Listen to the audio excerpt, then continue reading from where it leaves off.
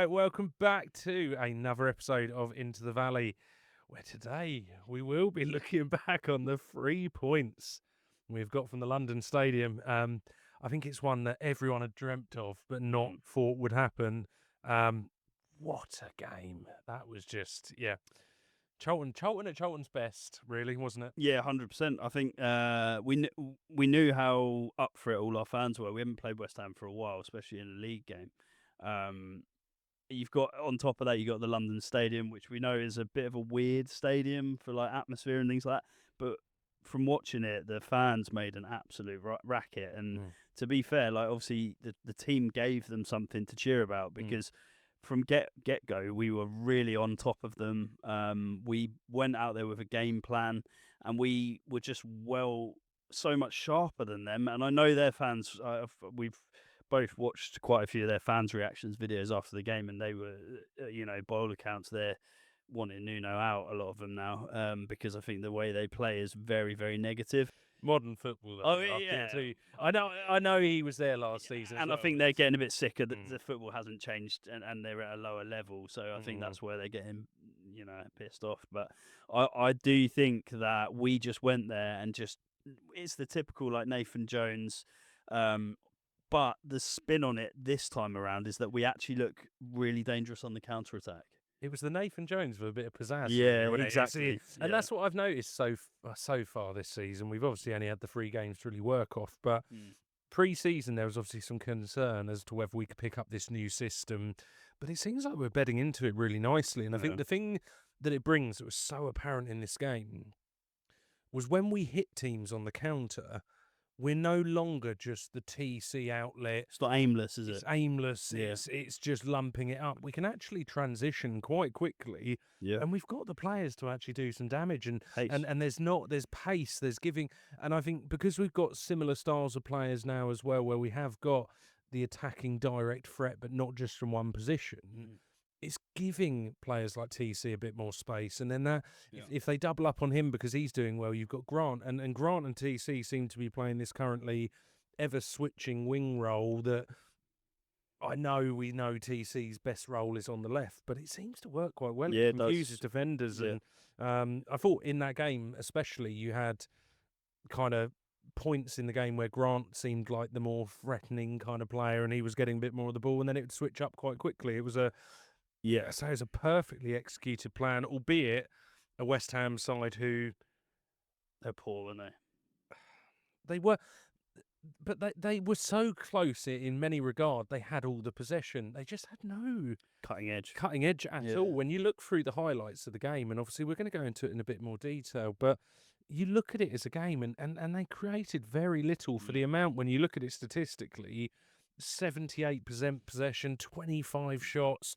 When you look back on the game, you think, do you know what? If you probably level out the chances, it was probably about even, if not edging towards Charlton. And at a time, there definitely was points in the game where, as I say, we went 2-0 up, but there were also chances on those counters in that first half where we could have potentially extended it more. Yeah, 100%. And I think we talk about how maybe West Ham had a lot of the ball. They had, I think, overall they had about 70+% possession, which is obviously the 78. Yeah, the lot. Well, yeah, exactly. So that's a crazy amount of possession, but they did very little with it. And there was a lot of crosses getting put into the box, and our centre backs were just mopping it up. Over hit crosses, things like that. And then, like you said, they had a lot of shots as well, but nothing really to worry us too much. And at the end of the day, you can have all the possession in the world, but if you don't know how to break a team down, and we know how effective we are at putting in a good, solid defensive performance, we have players that on the line. That's it, yeah. We have players that will do that. And we've only just, if anything, we've just added more quality to that part of our game as well. So we were already very, very solid at the back. We've added Cometio, we've added McNamara, these sort of players that are really, really the type of player that Jones loves, puts their all in. And again, it just adds to that quality that we have at the back. And then on top of that, as we've already just said, we can now push the ball forwards, and we've got threats left, right, centre, and we actually are breaking with intent and with pace and with quality as well, which we were desperately missing last season. So now all of a sudden we are a different animal actually this year, I think, and we're starting to see that. And I think this is the kind of formation Jones has probably always wanted to play. Just hasn't had but the players. You look at that, and if we had played this way with the players we had last year, Yeah. it just wouldn't have been possible. No, we didn't have that, and you remember how sort of how reliant we were on Campbell. It was like everything went through him, and if he wasn't having a good game, then we were screwed. Like we didn't have any other options. But just having that quality of like Grant now makes a huge difference. He's able to dribble through players. He can get the ball up the pitch, and he's got quality touch, and he can hold the ball up, and he can do all these things that we really didn't have last year. So like you said, all of a sudden it really like opens, it expands the play that we're able to put forward. So yeah, and then it was just a really well executed game plan basically that we were I think we played him at a good time. I think you've said that already, actually. Yeah, I think it's been my view for a little while that I think the teams that come down, you've got still, especially the teams that come down from the Prem, you've got players whose hearts aren't completely in it. Maybe one eye on kind of a move back to the Premier League. Yeah, there'll or be some that will whatever move before the end of the and window. we kind of saw it. I think when we played, I want to say when we played Ipswich last time. I think last year towards the beginning, it was either Ipswich or another one of the teams that had come down, and we almost just hit them at the right time where you were umming and ahhing about which players might kind of still be there, and sometimes, especially with it being the away game, getting that out early doors. Definitely a good time to play them. I think you're right. I think they've got some bigger name players that may well leave before the end of the window. They didn't seem like a team. That's the biggest thing. And I think what they've got to very quickly learn is who are the players who are willing to actually put their bodies on the line in the Championship and actually play Championship football, because I think there can be quite an arrogance that's attached to Premier League players who come down. I think especially with all the press around them saying they're going to walk the league, they're going to this, they're going to that. Is there a bit of an arrogance walking on the pitch and just saying we're just going to do it? And I think in the Championship what you find is there's actually physicality and a lot of what happens in the Championship as well. And we see many teams who aren't necessarily the best technical side in the league, but they have that drive and determination. You've only got to look at like teams like Millwall, for example. I think are quite a good example of that in the league. Hull just got promoted to the Premier League, and as I say, they're teams that on paper, yeah, they're good, but they're not maybe the West Ham levels, but they have that fight. They're well drilled as well. But you just have to look at the goal, the second goal that West Ham conceded. It was borderline arrogance from Mavropanos, the way he lost the ball, and we're going to go over the way that they conceded their goals and things. But yeah, I mean, you cannot come down from the Premier League and just feel like you have a God-given right to all of a sudden be top of that division, because and there's also teams that come to the London Stadium. Each team are going to be well up for that because the atmosphere, the ground, it is going to be like a cup final style game for most clubs going there. So again, West Ham are up against it from the get-go, and they're going to have to quickly sort things out, because you could see, I honestly think Nuno's not going to last very long because their fans are well on his back already, but I think you're going to see, if they don't get any sort of better results in the next few games, he'll probably leave, but we'll see. Yeah, time will tell, won't it? Yeah. Well, before we go into the game, we have got some transfer updates. It won't come as too much of a surprise because he's in the starting lineup today, but we did get over the line, the deal for Arthur Okonkwo. Obviously a loan deal, bit of I have to admit, I really struggle when I kind of try and get my head around it. It's a loan deal when he's only got a year left on his contract, and it is a full year loan, which in essence means they're accepting that he's going to go on a free unless we've got anything in there to try. Rather than him go on a free in the summer, we look at maybe a small fee to try and just secure him without him going to the open market, maybe. Essentially what happens there is he plays out the rest of his contract, and then he has options when it comes to the end of the season. So I guess he's almost putting himself in the window if he wants. You never know. He could come to Charlton, do incredibly well, and actually really enjoy his time there and want to sign for us. So that's the hope, because obviously that would be a brilliant way to do it, because we don't pay a fee. Yeah. But essentially, I think from what I saw, Wrexham fans were pretty disappointed that they let him go. I think most of their fans have rated him highly. I think they've obviously banked on this new Sunderland keeper coming in that's going to hit the ground running and do well for them. An absolute stinker from the yeah, exactly. And this is the thing. And at the end of the day, Okonkwo is one of those goalkeepers that has established himself. And what I like about him as well is he's made his way up through the leagues. So he's actually played through different divisions, and he's sort of he's blooded himself in multiple different scenarios. So actually he's got a lot of experience for a young keeper, because he's 24. Yeah, so he's a good age, and he's also a unit in the goal. So he's a big presence. We saw today already how effective he is from corners, like plucking the ball out of the air, all that stuff. So I think he's a huge addition to us, and actually he's upgraded our keeper situations. 100% when I look at that. And if it is a year and he moves on, so That's be what it. it is, yeah. Hopefully he's had a good, successful year with Charlton. I hope it's one that, looking at it, as I say, a goalkeeper's position is something at Charlton. We've just been on this revolving door of goalkeepers. I think there was a hope that Kaminsky would be the one that would be maybe there as at least a few years as a pretty staple part of the team, but that hasn't worked out. So I really hope that he can bed into the team.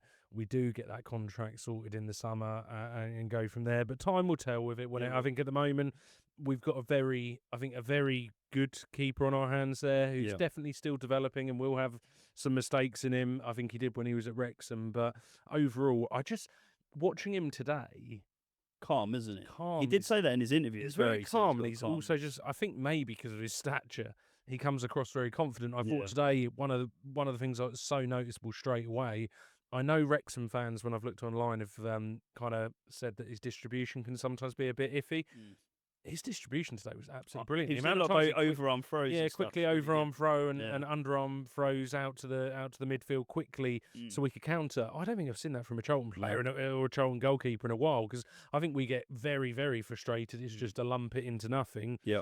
I think it's with his feet distribution maybe that he's not quite as good, but he's. Who knows? I mean, we'll find out. I mean, like you said, his throwing out to quickly get it down the wings and stuff, I was really pleased. And actually it gets us moving, which again is something that we've probably lacked in the last few years. So yeah, as debuts go for a goalkeeper, I think he was really, really solid actually. And I think he's going to be really valuable throughout the season. See what the future holds. Yeah. Well, let's get back into those sweet, sweet West Ham tears and going back into that first half then. So the game itself, as I say, it was one that I thought straight away from kickoff we seem to be, obviously you can never tell the game too much. We seem to be picking up the ball quite nicely. I thought apart from there, like the whole game consisted around them holding possession quite well. Yeah. And we were very much on the counter. But it seemed like in that first bit, I always think you kind of get that first 5 minutes, how you're going to settle into a game. And I felt we settled into it quite well. We settled into it very well a couple of minutes later. Lloyd Jones, a long throw in from Sonny Carey. And Lloyd Jones turned into prime Wayne Rooney, flicked it up and did an overhead kick.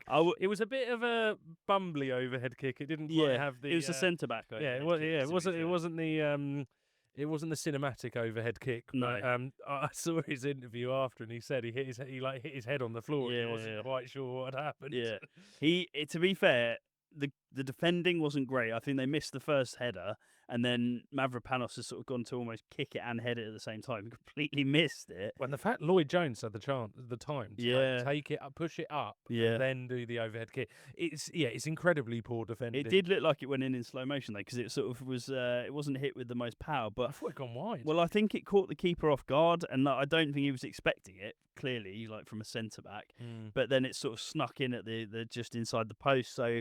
Audacious effort, but one that we bloody love to see, especially from Jones. He's 2-2 now. We said we wanted to see more goals. Oh, we did. More goals from him. I wasn't necessarily expecting 2-2, but and in that manner as well. Long way. Once again with him, let's hope it continues. Yeah, we can keep getting goals from him and TC. We'll be top scorers in the league by the end of the year. Exactly, but at the end of the day, these goals, especially in these sort of games where it's you're the underdog, and getting an early goal is massive, because all of a sudden it gives you a sort of base to really build off of, and especially when you're playing a team that are under a bit of pressure to start quickly as well, because their fans, are, like I said, from what we've seen since the game, so frustrated with their start, and it's only going to grow as the season goes on. And how many times have we said it was the most attended game. It was the biggest attendance game, including the Prem this weekend. And 60,000 fans can be a hell of a weapon for you as a club when you're playing well. It can also be a hell of a burden. And I think in a game like this, 5 minutes or 7 minutes in that we score, it really, really helped us, because it seemed to rattle the fans.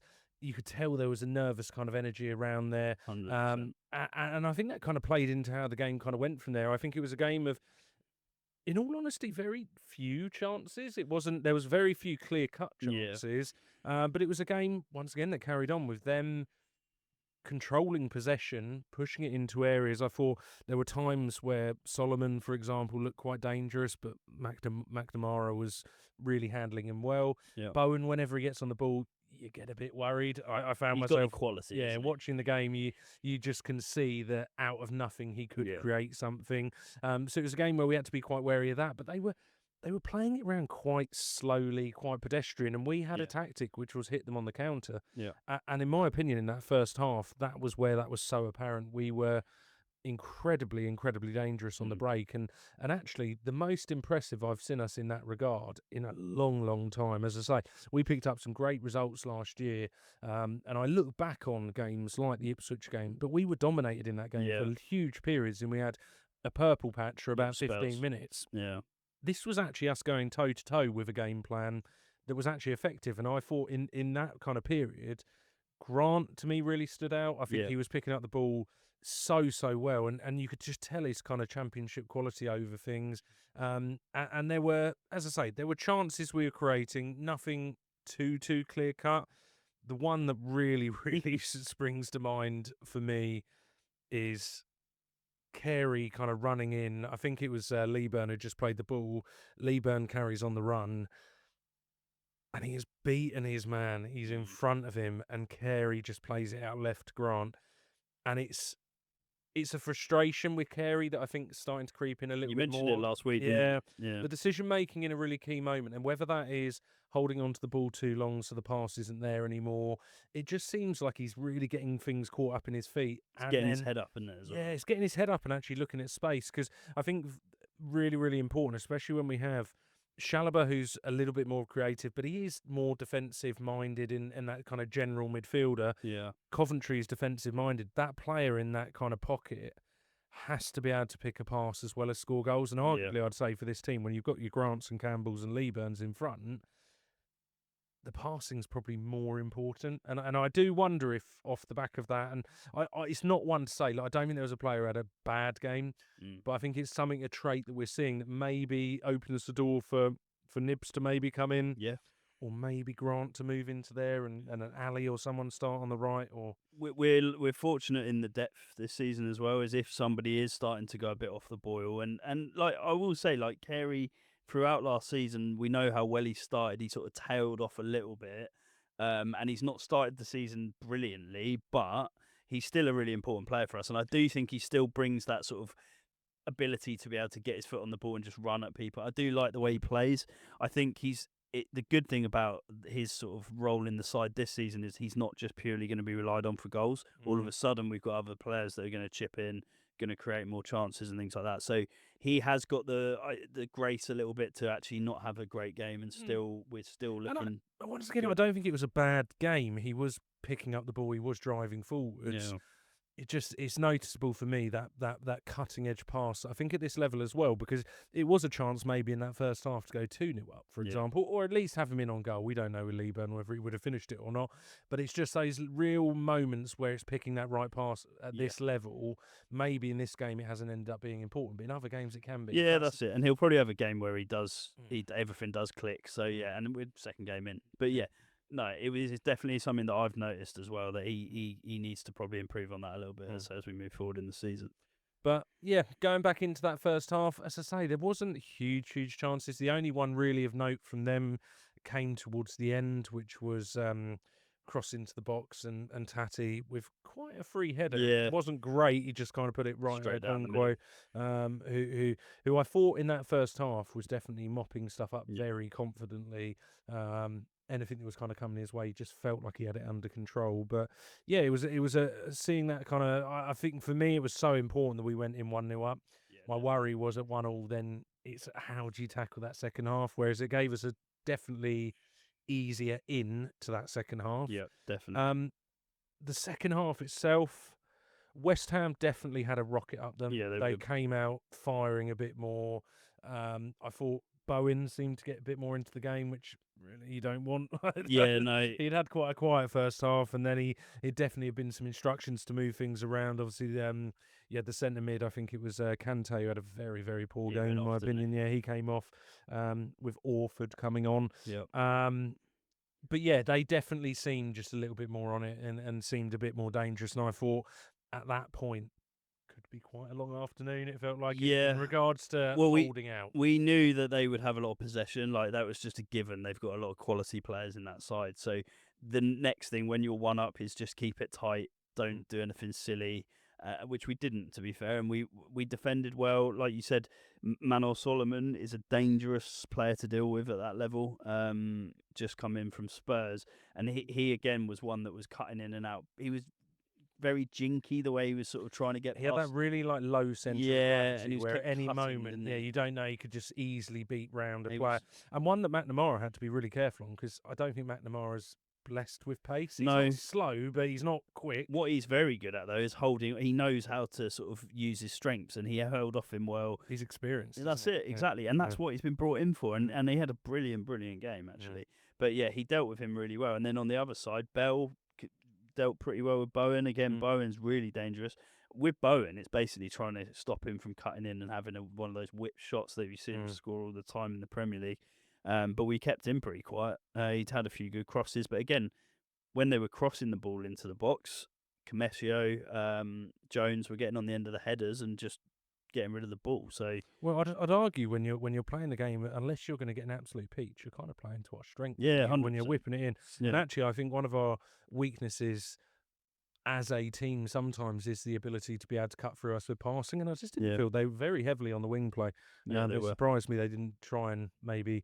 I mean, there's other teams in the league this year that we might struggle against because they play much more through the middle and actually breaking through the line rather than just that cross in. But so it felt like it might be quite a long afternoon. But then the ball, I think it was cleared out by Coventry up the pitch. Mavropanos looked like he had it under control. Took a bit of a squiffy first touch. Lieber, and then right on top of him. He seems to kind of get out of that and then just lose the ball to TC. And out of nowhere, I was kind of just watching the TV, and out of nowhere, TC's like in on goal. Yeah, bounding down on goal. And everything in my head was saying pass. I don't know why, because TC seems to be.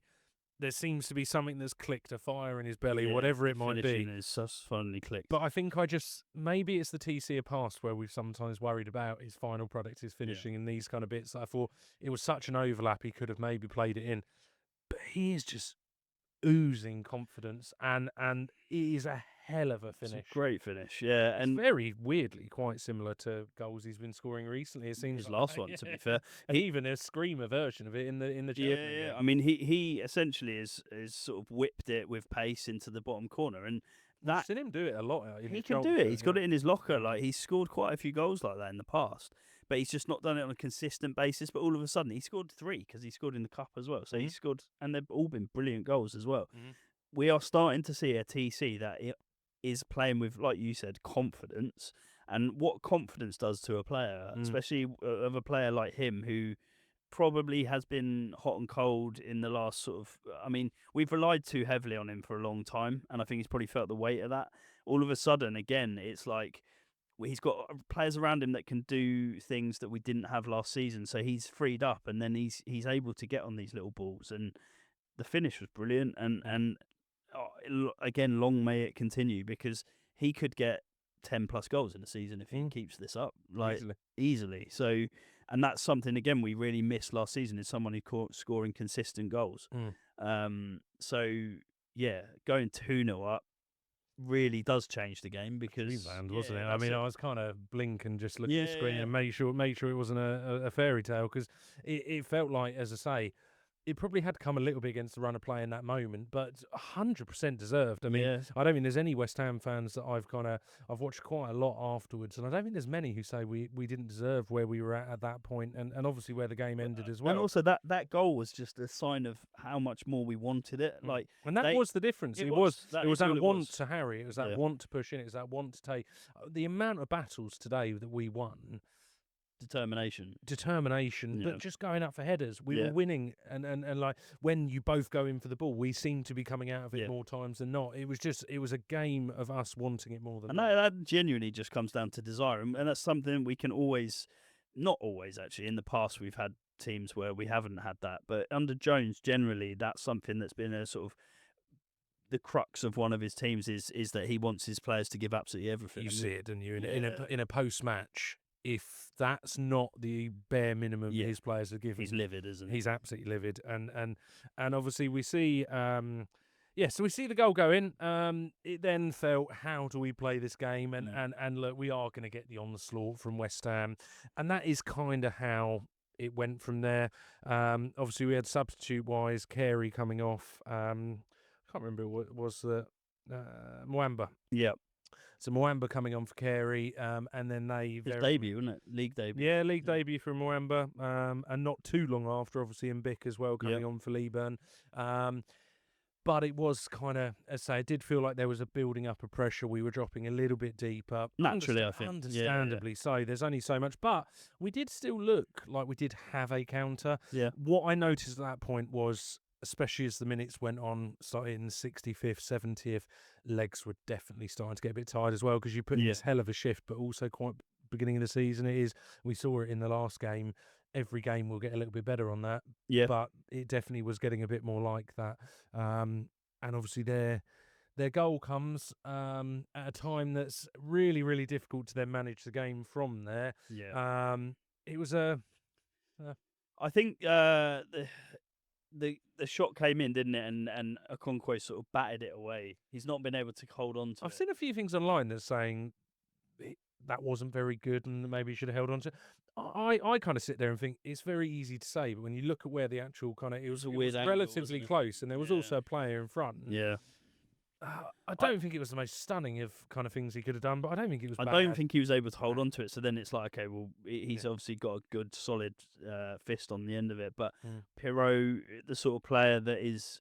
He is that player who will be in the right place at the right time, and ultimately he just tucked it away. He had nothing really to do. He just put it in the roof of the net. And I think you're right about the timing of that goal. It was an awkward one, because it was like, okay, now we've got 15 minutes left plus injury, probably about 20 minutes. It's horrible. If you get like 80, 60, like and in a anything either side, 75th minute, 15 minutes with extra time, you got 20 minutes left.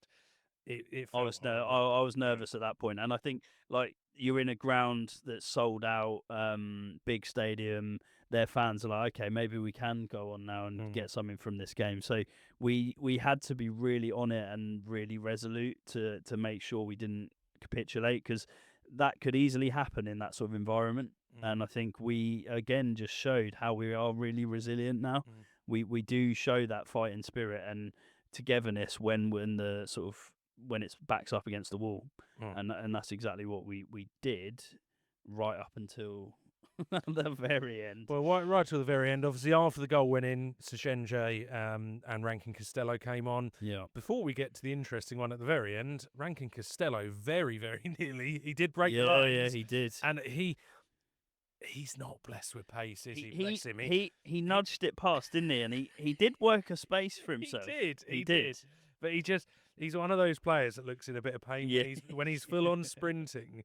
He just looks a little bit out of sorts, and it was actually quite a good chance. He took it as well as I'd expect Rankin Costello to take it. It's not his strong suit. He's not breaking through the line, busting his guts, and as I say, getting one in the top corner. But it showed we did still have that threat. Ability and that threat. But there wasn't too many signs of it. It feels like we're there. It feels like we're done.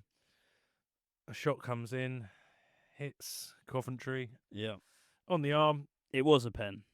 It was a pen. It was. No, it is. It is. But my God, does it frustrate me about modern football, because it's a pen to the letter of the law, 100%. There's no question mark about it.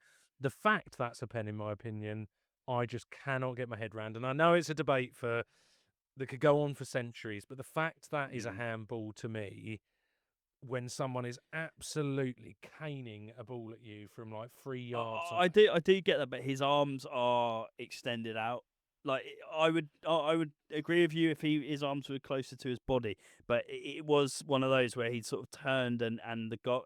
Obviously the ball's going into the goal, whether it's going in or not, I'm not sure, but it did prevent a shot on goal, and I think if he'd kept his arms in, then there's no question it's not a penalty. Naturally jump. No, I know. We are, yeah. Yeah, we're going into the semantics of like penalties now, and especially handballs. Feels like I'm speaking to the PGML, MOL over write a letter. Yeah. But it was gutting because my heart sank, and I'm sure all Charlton fans' hearts sank because we've done so well to get to that point. All that hard work. Yeah. And as I say, I don't mean there's any West Ham fan who felt that it would be fair for us probably not to walk away with all 3 points. We put our heart and soul into that game. And for it to happen in that manner just felt so gut-wrenching. I was sitting here watching it, and as soon as he did the stuttered run-up, just waiting for the back of that net to hit, and when it hit the post, my God. Yeah, that felt like the most poetic justice of just how that game should have gone. Gut wrenching for them. What he was, I was shocked that Bowen wasn't up for the penalty. Yeah, there's two things. One is why was Bowen not taking it? Because I think he's got such a very, very good record as a penalty taker. I think the boy they've just signed as well, the Engels, who's in centre mid, who I think he went off from Celtic. Belgian. No, I don't think he did. Did he not? No, he didn't. Okay. He was Celtic's penalty taker last year as well. Yeah, well, I would say Bowen in that situation, Bowen really should be getting hold of the ball and just saying, right, I'm going to step up and take this. He's the captain, and he's obviously a very good penalty taker. The other thing I loved though was Jones getting in the ear of Tati before he took the pen, and that I'll tell you what, none of their players were stopping him. No, I think one came in. Beltman, one did at the end. Beltman came in and tried to sort of get rid of him, but. What I would say in that scenario is it's literally one of the last kicks of the game, getting in someone's head. He probably did get in his head, and that's probably partly why he missed that penalty. And we didn't do that enough in the past. We haven't roughed teams up and been sort of the dark arts and stuff like that. And I think that's our captain that's getting involved in doing stuff like that. And I just think like that has shown that we've actually got that real fighting edge that we are desperate to win games. I mean, it worked. So we did, and it couldn't happen to a nicer guy because after his dive, and that's one we've overlooked, it's absolutely atrocious dive. There's many clips of it online. Oh, it's absolutely awful, and it just felt like just wonderful. And it couldn't be summed up. Any Charlton fan of how they feel towards it is McNamara laughing in his face. There's some great pictures of that. He's once again just a sensational summing up of that game. Yeah, because it just to me. A player who already had a brilliant game. Yeah, it just starts to really like gel him into the Charlton fan base. Do you know what I mean? Well, it's just something about his passion. It endears him to the fans because ultimately, and again, it's just all these little things just showing that what it means to the players, and they're playing for the badge, and they're representing Charlton as a club, and all these things just make us realise that they do care, and then it is it means a lot to them, and also it's just S-housery of the greatest proportions. So. Lovely. Well, there we are. That is the West Ham game. We're obviously going to now individual performances because I forgot this last week. So it was a bit of an odd way around, but we will go into it the normal way this time. Yeah. So I think it's one that it was so easy to pick out so many different players in that performance. I think one that probably goes overlooked in it that isn't in our kind of, we've done 4 players today, but I think a pairing that probably goes unnoticed. One, because it would be just boring if we keep putting him in there, and we had this problem last season with Lloyd Jones, but also that coming into Commetio. Yeah. I really need to look into the actual pronunciation, but that centre-back pairing seems like we might have a real... something special there for me. That seems like probably the best centre-back pairing I can remember we've had in a while. Yeah, they're both very physical. They're both incredibly good in the air. But what Commetio has got as well is he is able to dribble the ball out maybe a bit more naturally than Jones. Although I think Jones, as he's grown into that role, has done it more and more, and he is better at it now. But you can see with him, he's comfortable, isn't he? Yeah, and he'll push into that space similar to how Sachenje does as well. Like they both seem of similar ilk in regards to picking up the ball and pushing forward. It's a bit more of a modern centre back, isn't it, in that way? Yeah. Whereas Lloyd Jones is a bit more meat and 2 veg. Very just solid. Yeah. Although he does score overhead kicks. Yeah. Every so often. But Commetio has been such a good addition, and it's a funny one because when Sachenje came in, I was convinced that him and Jones would be the next partnership, but Commetio's come in and really claimed that spot, and I think actually having him in there, like you said, he's similar in style to Sachenje. having those two being able to rotate, if one gets injured, one can come in. But we've got 3 really quality centre backs there. But that partnership in particular is really flourishing already, and it's really, really good to see. Yeah, no, it's definitely a special mention there because, as I say, I think it was very close. He was going to be in one of the ones we were going to discuss in a bit more detail. But the first one is in that defensive unit. A player today who I thought was just absolutely brilliant, showed all of his heaps of experience, and the reason we signed him, Dan McNamara. I thought he had a brilliant game, and I thought both Bell and him had a really, really difficult game in regards to the kind of player they're going to be coming up against. For me, McNamara just had a slightly more rounded, all-round performance. I thought there was a point where he was playing some quite nice link-up play and played in a beautiful ball behind. I think Lieber might have run onto whoever. He just seemed a bit of everything today, and he reminds me a little bit of. I think when we probably discuss him, it's that kind of Milner 7 out of 10. Yeah. I think he's going to give in really solid performances. You know what you're going to get. Yeah, 100%. And I think he just had that sort of air today of like that he was really up for it. And obviously he's got the Millwall connections. Understandable. Yeah, like he's going to want to do one over on West Ham. And obviously we did. But everything he did today was solid. On top of that, like you said, he burst forward. He played some really nice little 1-2s. He got himself up the pitch as well as, like you said, defending up against probably one of the best wingers in the league this season. So he's just really wily the way he plays, and he also just flies in. There's nothing that you can't like. When he about well, he played for Millwall. Well, that, but away from that, yeah. But the one thing, and I think the other thing as well, you can tell he's a Jones player because a 70, 80th minute, he'd given everything. He looked like he was struggling at that point. That was my biggest worry, was the players running up against him who maybe hadn't worked as hard at him. Yeah. That might be the way they got round him at some point throughout the game. But no, he just absolutely quality, brilliant performance. And I say, it just sums up the reasons why we signed a player like that. And I think also raises a question mark. You put in many more performances like that, you also start to raise the question mark. Ramsey coming back from injury probably doesn't just step straight back into the lineup, because I think there's a lot of people who feel with Ramsey there's a lot of potential there and a brilliant player, but he hasn't played his finest football over the last 6-7 months. Tayland last year, pre-season, he's been okay, but there's definitely been some kind of worries about him and some of his performances. So be a very interesting one when that kind of his position in the team's definitely not guaranteed. But the other thing to just note with McNamara is when we signed him, there was a lot of fans very underwhelmed with it. But actually, I think, like you said, we're seeing the reasons he was brought in, and actually sometimes those players that maybe go under the radar are the ones that are really, really important in the team. We talked about it with Coventry, especially in those seasons where everything was around, like in the League One campaign when you had Luke Berry and stuff, maybe the players that you talked about more. But there is always those kind of players there, and he may not, when you sign him and you look at the name on the sheet. Yeah, it's not the most glamorous. You don't go wow, but it can. There can be big players in the sort of. Well, I think with him, the championship experience is just, I think it's so underrated. Yeah, 100%. You don't play 170 games at championship level without having something really quite good about you. Yeah, I think we've maybe underestimated how important he might be, actually. Yeah, no, definitely. Well, and especially when it comes to depth as well, in case there is those injuries going back and forth. Let's move on from there then. A player we did mention a little bit earlier, but I thought had his best game in a Charlton shirt that I've seen so far. I thought was really integral to that first half as well, but that is Carlin Grant. I thought he had a really, really good game. He seems to play quite a hybrid kind of. He drops, doesn't he, as well? Pushes out wide, sometimes sits in the middle. He just seems to be given this kind of quite freedom. I don't know if it's the way he plays or the role he's been given. It probably suits him quite nicely, though, because he's got all those attributes to sort of be able to, because I think he's quite, from what I understand, he likes to have the ball at his feet. The way he plays, he does like to run at people. He likes to try and push the ball forward. But he's also got that pace element in his game. So if he is out on the wing, he can make those nice runs down the... And he has still got that, because there was one in the first half where he's played down the wing.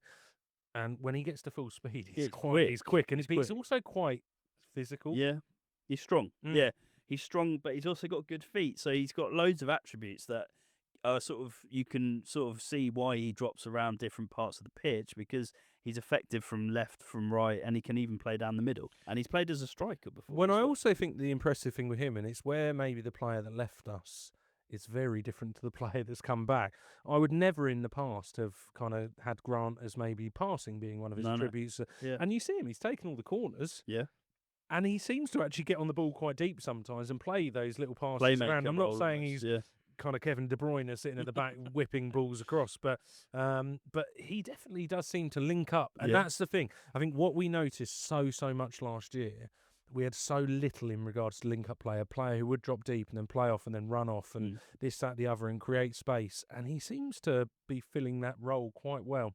And I love the versatility of him. This whole TC switching over, I really, really like. You know, another thing I noticed today, he's got such a good touch. Like when the ball comes to him, he gets it down really quick, and then all of a sudden he's got his head up and he's looking, like you said, to almost spray the ball a little bit or run at people. So he brings us a really interesting dimension and a versatility, which again we just really lacked last year. And let's not get carried away, because I know there's some injury concerns in the background. But as the season goes on, I look at him and think, that could, when we look back on that signing, that could be an absolute steal on a free transfer as well. Looking at it as a free transfer just seems wild to me. But brilliant signing so far. No, really good.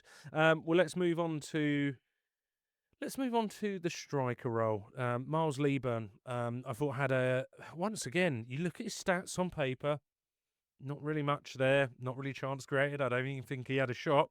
But he was so effective today. He was the battering ram we needed, the physicality, and he ran that line so well, like he did in that first game.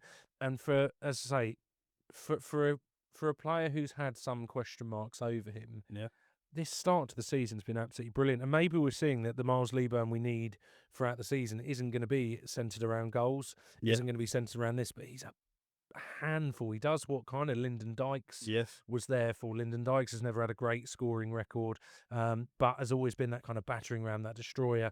I say, for me, it was such a hard game for him, and he just played it so well. Thing is, we've been critical of him in the past, and actually I think when we did our assessment of the players at the end of last season, he was one that we question marked. Will he be there still? Will we shift him on, or will we put him out on loan?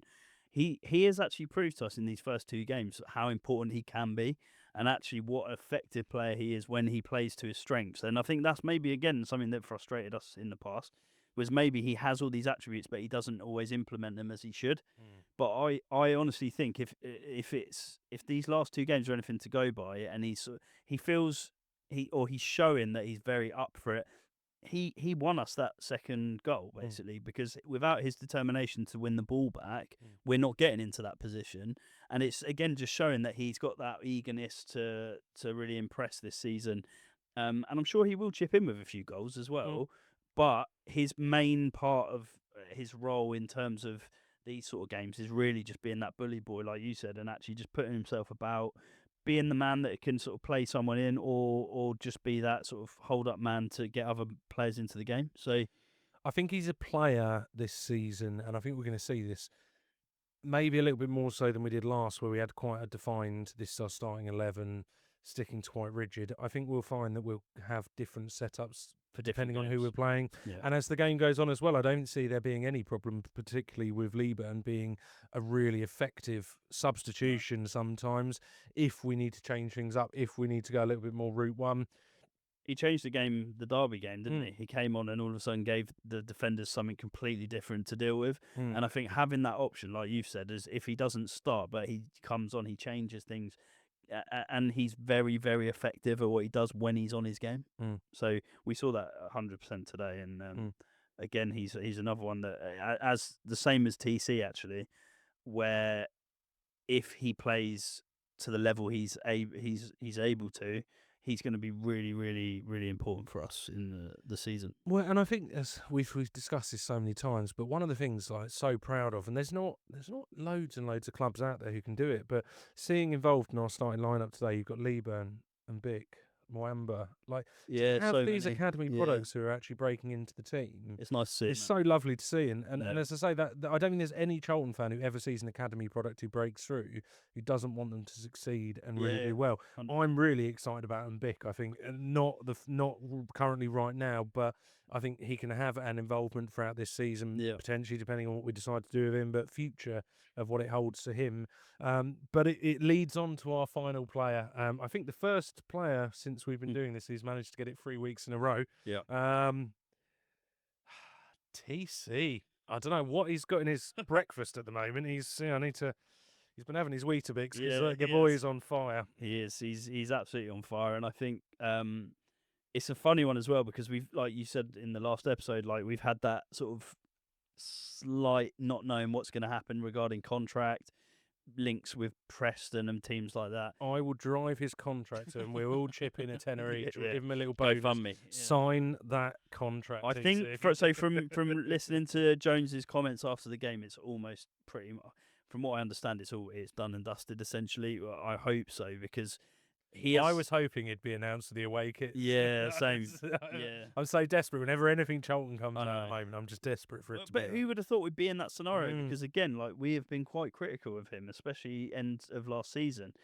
Maybe we're seeing that actually he's just not been given that sort of freedom to do what he does best. And like we've already mentioned it, but being able to sort of focus on that attacking side of his game and actually do what frightens defenders to death. And we saw it again today where when he's running at players, he puts the fear of God in them. I will say to anyone, go and watch, mainly because it's quite enjoyable to watch as well, but go and watch any West Ham vlog, any West Ham channel, and they are all saying how well he played. And I think this is something we overmarked maybe a little bit too much, because even last season, I think when we could be critical, most opposition fans, when we play against them, say he is such a threat. And I think that probably comes down to where we are maybe sometimes overcritical. But in playing, as I say, a left winger in a left wing role or in a wing role with this kind of confidence, as I say, it could be a perfect recipe, this team, to see him finally kind of thrive. Because I think even in League One, we've seen that there's never really been that complete and utter thriving season. I think he's had definitely good moments. And it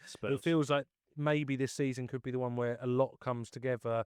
The system we're playing, it's not a turgid League One terrible squad that he's been played in the past. It's not a more defensive liner. This is probably the one that will make him flourish the most as a squad. Yeah. And early signs, very, very positive. And like I said, actually chipping in with goals. I think did he score like 3 goals last season? He's already at his tally. He's already equalled what he got last season. So, and that's two league games in. So we're talking about a player that has massively underperformed in terms of what he's capable of. We know it now. We see it. And we can just hope that it's going to continue. Because, like I said, he when he's at full flow and he's looking it up to sort of put those crosses in, or looking up to whip one in the bottom corner, you'd argue he's one of the better wingers in the league when he's on his game. Like, I would say so. Well, I think danger of that pace and there's probably better technicians on the wing, but I'd agree with you in regards to that real danger of side of things. On his day he can be top notch in this league. 100%. Well, let's hope it continues, because we'll be having a very happy season if that's the case. So, well, as much as I really do not want to leave it in the past, I want to keep talking about it, living it. We will leave the West Ham game there. What a start to the season, man. Incredible. I know. I wouldn't have thought from the first 2 games when I saw the fixtures come out. You've got one pretty much automatic contender, contender is what most people see, and a playoff contender is how those 2 teams are kind of seen. And so we've come away with 6 points, and we've now obviously got another game coming up, which is back at the Valley, which is incredibly winnable.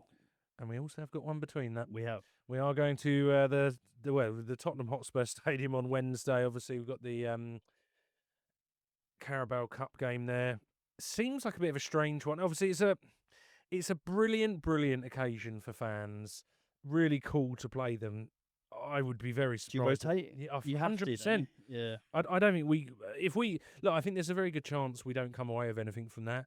I don't know if you're looking at it 100%, especially coming up against a Preston North End team on Saturday who haven't started the season very well. No points. We've got the momentum. Yeah. We've got to go all in for that, because if we can go 9 from 9 at the beginning of the season, Christ, that's an incredible start. So Tottenham for me is a bit of a, it sounds awful, circus game. It's not a circus game, but it kind of sits in that category of I'd expect pretty hefty rotation. It's a day for the fans, isn't it? Almost, it's one of those where that you're going to one of the best stadiums in the country. But albeit we've still got players who we can put in there. Uma, Moambas, there's still Nibs, players. Yeah, Nibs. We can time. still put together with our depth a reasonably good squad. I just wouldn't expect to see the league's always got to be priority for us, and like we realistically we're not going to win the League Cup, so this game is a nice one. Like I said, for the fans, it's one that a lot of people are looking forward to, but we're not going to cry about it if we get knocked out. So it's one that we need to be sensible about. We need to rotate because there's certain players that probably need a rest, especially after a game like West Ham, which was obviously a lot of running. So like you said, it's a good opportunity for some of these players that are maybe on the fringe or ones that we were looking at more rotating that will get a solid amount of game time. And our squad's that solid this season that whatever team we put out, we're going to put in a good performance, I think. So it will be an interesting one. Spurs got spanked 3-0 today by Brentford as well. So whether there'll be a reaction from them regarding that result or whether they are actually still pretty rusty and there's a team to be got out there. Once who again, knows? time of the season to play them is now. Yeah. I'm sure they're not necessarily going to go full starting line. They'll mix it up. There's definitely an opportunity there. I just look at it and think I think it's more the occasion than it is the importance of the game. Yeah. The importance of the game comes on Saturday. 3:00 kickoff against Preston. One that I am very excited because we're going. Really, really looking forward to getting up to the Valley for the first time this season. Preston, a team that I always see us struggling against, and I don't know why. I've just looked at the head-to-head, and in the last 10 games, 1 win to us, 1 draw, 8 wins to Preston. So there's a very good reason. So that's from about the last 10 years or so. I think, wasn't it last season we were going quite well, and I think we lost to Preston. I can't remember. I might be wrong. Small. Yeah. So and that sort of brought us. Thierry Small. It brought us back down to earth a little bit, and I think this is another one where actually let's see how much we've progressed. Like we've come out of the traps really fast and got 2 wins under our belt. Can we now be that team who really pushes on and actually really make the most of that momentum? Well, I think it'd be interesting because I think a very different type of team coming up against Preston, albeit Derby weren't at their flattering best. They had very good quality players. Yeah. Preston, I think, is a very different type of game. Be more attritional probably that game. And I think from my experience of kind of Charlton over the last 18 months or so, I think the type of team Preston are, we struggle against, or historically have. These are the kind of games we can prove we've maybe broken that mold. We've maybe proved this new system that will hit them. Because I think one of the things we've got is that attacking unit, I think, can really cause some problems, especially with their captain and centre-back moving on to Wrexham, for example. I think they've struggled maybe a bit defensively. I think there's a guy, I hope he plays, Valentine out on the wing-back, who was absolutely... Paul Valentine. Yeah, he was absolutely all over the place against Bolton. Yeah. So I think there's hopefully, I think it's a real, as you say, it's a real earmark kind of where we're at, because then we played the real crazy West Ham game, the tough Derby game, but now this one where I think we'd be going into it expecting... Well, it's the first one is having that expectation. It's a home game. It's the one that we would say out of those 3 is the easiest on paper. But paper isn't the way you judge a championship season. There's always going to be games that come across really tough. And like you said, actually, Preston, those sort of Ilka team are the ones weirdly, we play really well against the sort of teams that are seen as better than us. But I think at the Valley, I think the difference now this season from last is, we've spoken about it in length in this video, but the difference in the way we can attack teams now. And I think we've got that arsenal now where we can properly push on and actually they're the sort of team that, again, will probably not like defending against the likes of Grant, TC. Or maybe Raksaki. I've heard some. Well, exactly. We won't go too much into that one. But to be fair, that's quite heavily starting to really heat up. Yeah, it is. And also, I think I was thinking about this today, actually. I was thinking, like, do you think like he'll be looking at the result and thinking, actually, that they're not a bad side? They're not terrible. Yeah, exactly. Because if he's being linked with other clubs, and that will be an influence on him. I think it all depends on that move itself. Because I was thinking as well, like if you think of a starting lineup with like TC, Raksahi, Grant, if you look at that comparison to like last year, it's night and day. It's night and day difference. But also, if you're looking at a move that would be right for a player, sometimes, especially where he's kind of gone from that one really good season with us to quite turbulent, it's not really found a home.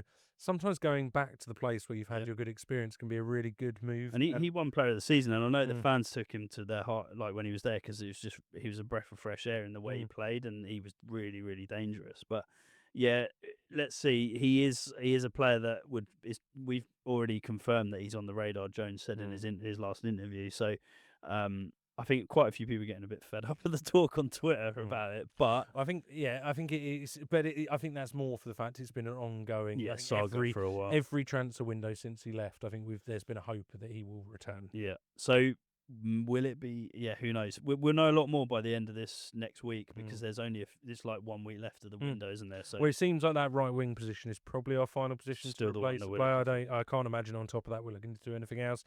Don't need it. Might be surprised. If I'm looking at that squad, the only thing I think we're still maybe an injury away from a little bit of a problem is central midfield, I think. But that's not going to be... Rome wasn't built in a day. That might be a January job. You've also got the loan market that stays open a little bit longer, I think, as well. So, yeah, who knows? But it'd be interesting. This last week of the window will be really interesting to see who we do get in on that right side. I wonder if Russelon is still available. Maybe we could see if we can get him on an emergency... look where he is now. Yeah. I don't know where he went in the end. I'm not sure he ever existed. That's I think you Google his name and it wouldn't even come up in the search. And he's that kind of player. But yeah, Preston. Let's hope. As I say, we're really looking forward to being there on the day. The final one before we end this episode, obviously, we will bring up what is an absolutely sensational looking table. Finish it now. Yeah, finish it now. Well, I don't know. That means Millwall are top, but we'll take it. We'll take it. We got but yeah, I'll bring it up and put it up on the screen now. Second place. Filth. Absolutely. Who would have thought it, to be fair? I like I say, I didn't expect us to get off to this quick a start, but I think it's only, I mean, you've got Burnley playing West Brom, and if West Brom don't win that, we're one of only 2 teams to have won our in games, because the rest have all drawn on one or... It just shows how competitive the Championship is, to be fair, that there's only 2 teams that have won both games, but I do see this Preston game coming up as a big tester, and it's one that actually I'm using as a bit of a barometer as how far we've actually come and how far we can push ourselves as well. Because if we end up getting another 3 points, I don't mind getting a bit carried away. It doesn't take much, does it? To be honest, exactly. I think for Charlton fans, we've been so used to such little kind of dribs and drabs of any positivity over the amount of years. It doesn't take much to whet the appetite, does it? No. Well, there we are. Well, really appreciate you kind of listening in on another episode. As always, if you have enjoyed it, please do remember to like, follow and subscribe.